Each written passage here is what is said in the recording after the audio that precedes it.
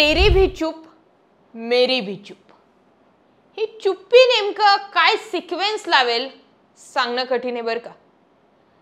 म्हणजे तिकडे शरद पवार काही बोलेनात, इकडे आज एकनाथ शिंदेंनी त्यांच्या पदाधिकाऱ्यांना सांगितले तुम्हीही काही बोलू नका. असं कसं?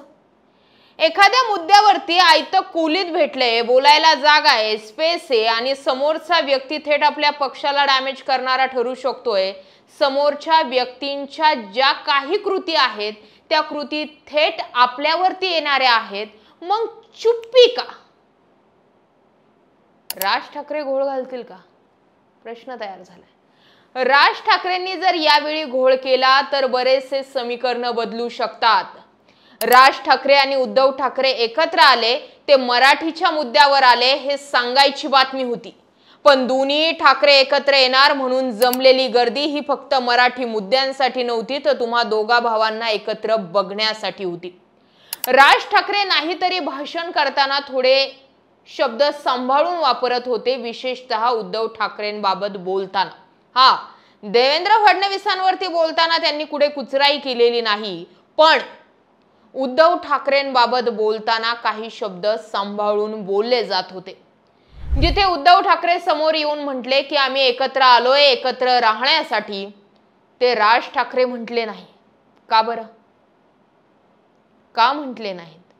जिथे उद्धव ठाकरेंची एंट्री हसतमुख होऊन हात वर करून होती, तिथे राज ठाकरेंच्या चेहऱ्यावरती हावभाव कमी होते. नाही म्हणजे राज ठाकरे त्यांच्या भाषणात म्हटले की आता मीडियावरचे 10 कॅमेरे लागलेत, ते म्हणतील आय कॉन्टॅक्ट झाला, नजरेला नजर अशी झाली, हे झालं ते झालं, पण खोटं काय आहे त्याच्यात? राज ठाकरेंची उद्धव ठाकरेंसोबतची टाळी ही मराठी मुद्द्यांसाठी आहे की पुढे राजकीय युती म्हणून आहे, हा प्रश्न अजूनही गुलदस्त्यातच ठेवा, असा मेसेज राज ठाकरेंनी त्यांच्या कार्यकर्त्यांना, पदाधिकाऱ्यांना, प्रवक्त्यांना दिल्याची माहिती समोर येते. किती खरी किती खोटी हा प्रश्न जरी असला तरी सुद्धा मनसेचे जे काही प्रवक्ते आहेत ते सांभाळून बोलायला लागलेत, याचा अर्थ सांगतोय की ती फुटलेली बातमी खरीच आहे.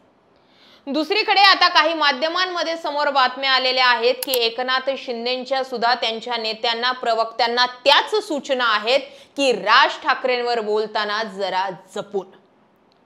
आणि तिकडे शरद पवार यांनी दोन्ही ठाकरेंचा एकत्रित झालेला मेळावा आणि त्यावरती अवाक एक शब्दही न काढणं, याचे 3 संकेत, 3 अर्थ काढले जातात.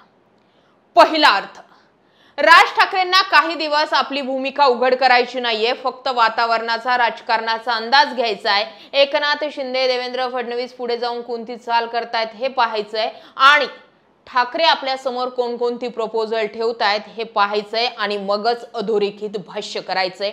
हे झालं पहिलं कारण. दुसरं कारण राजकीय कुरघोडी. हिंदी भाषेच्या मुद्द्याला विरोध करून तसंही देवेंद्र फडणवीस आणि भाजपांसोबत ओपनली वॉर जे आहे ते राज ठाकरेंचं सुरू झालंय. एकनाथ शिंदेसोबत ज्यावेळी वांद्र्यामध्ये फडणवीस आणि राज ठाकरे यांची भेट झाली त्यावेळी संदीप देशपांडे उदय सामंतांना भेटण्यासाठी गेले होते.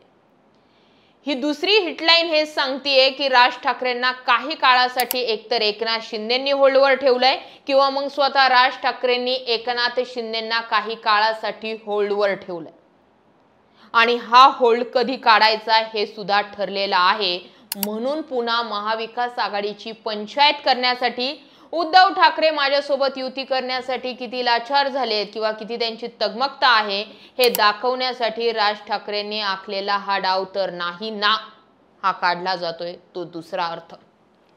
तिसरा पण महत्वाचा अर्थ म्हणजे शरद पवार. शरद पवारांनी जे अँगलने सांगितलं होतं की राज ठाकरेंच्या सभेच्या गर्दीचं रूपांतर मतात होणार नाहीये, याचा अर्थ असा होतो की राज ठाकरेंबाबत शरद पवार सॉफ्ट कॉर्नर दाखवत नव्हते. ज्या मधल्या काळामध्ये बातम्या समोर आल्या होत्या की उद्धव ठाकरेंना जर माझ्यासोबत यायचं असेल, युती आघाडी करायची असेल तर त्यांना काँग्रेसची साथ पहिली सोडावी लागेल. काही अटी आणि शर्ती उद्धव ठाकरेंनी राज ठाकरेंना घातलेल्यात, काही अटी आणि शर्ती राज ठाकरेंनी उद्धव ठाकरेंना घातल्यात. त्या अटी आणि शर्ती जर मान्य झाल्या नाही तर पर्याय म्हणून एकनाथ शिंदे हा ऑप्शन तयार ठेवला गेलाय आणि म्हणून एकनाथ शिंदेंनी राज ठाकरेंवरती न बोलण्याचं सूचना त्यांच्या पदाधिकाऱ्यांना दिल्यात, असाही एक तिसरा अर्थ काढला जातोय। अर्थाचे अनर्थ होऊ शकतात। गणिताची जुळवाजुळव शून्य करत म्हणजे बेरीज वजाबाकी भागाकार करताना शेवट त्याचा शून्य होत नसेल, कुठेतरी गणित बिनसत असतील आणि म्हणूनच राज ठाकरेंनी अधोरेखित युतीवर भाष्य न करण्याच्या पदाधिकाऱ्यांना सूचना दिल्यात। काही मुद्द्यांना टॅकल न करण्यासाठी सांगितलंय। प्रमुख माध्यमांमध्ये न बोलण्यासाठी तंबी दिल्यात। बोलायचं असेल तर मला विचारूनच बोला हे सांगितलंय। राज ठाकरे खेळतायत तो डाव खूप मोठा आहे। बसला तर थेट कळसावर नेऊन पोहोचवेल, पण जर फसला तर पुन्हा बे आणि बेदुने 4 अशी परिस्थिती तयार होईल। गणितांमध्ये सगळ्या गोष्टी जर ओव्हरऑल जर आत्ताच्या घडीच्या बघितल्या तर उद्धव ठाकरेंनी सांगितलंय एकत्र आलोत एकत्रित राहण्यासाठी। संजय राऊतांनी पुढाकार घेतलाय, 2 भावांना एक मंच दिलाय, 2 भावांना बोलण्यासाठी संधी दिली किंवा एकत्रित करण्यासाठी एक रोल प्ले केला। वर्धापन दिन झाला, कालचा मेळावा झाला, संजय राऊत तेच म्हणतायत की अजूनही सस्पेन्स कायम आहे। आता एकत्रित येण्याची कोणती घोषणा बाकी, फक्त औपचारिकता बाकी। दोघही भाऊ एकत्र आलेत आणि मी आधीही हा डाऊट व्यक्त केला होता की 2 भावंड एकत्र आलेत ज्याचे अभूतपूर्व बदल घडू शकतात। ज्या मुंबईसाठी सगळा खेळ केला जातोय त्या मुंबईत बदल घडू शकतोय, मग तरीही देवेंद्र फडणवीस शांत का, एकनाथ शिंदे शांत का, टोकाच्या टीका होत नाहीयेत। नारायण राणे बोलतायत, पण एकटे नारायण राणे नेहमीच उद्धव ठाकरेंच्या विरोधात राहिलेत म्हणून त्यांना पुढे केलं गेलंय। फडणवीस त्यांच्या तोंडून काहीच बोलत नाहीयेत। राज ठाकरे मधल्या मध्ये काही गेम तर करणार नाहीत ना, प्रश्न आहे। या मुद्द्याकडे तुम्ही कसं पाहता? एकनाथ शिंदे, शरद पवार आणि राज ठाकरे तिघांचीही मेरी भी चूप और तेरी भी चूप हे का सुरू आहे? यामागे नेमकं दडल आहे का? तुम्हाला काय वाटतंय कमेंट सेक्शन मध्ये व्यक्त व्हा। अशाच माहितीपूर्ण व्हिडिओसाठी आपल्या चॅनल आवर्जून सबस्क्राइब करा। जय महाराष्ट्र।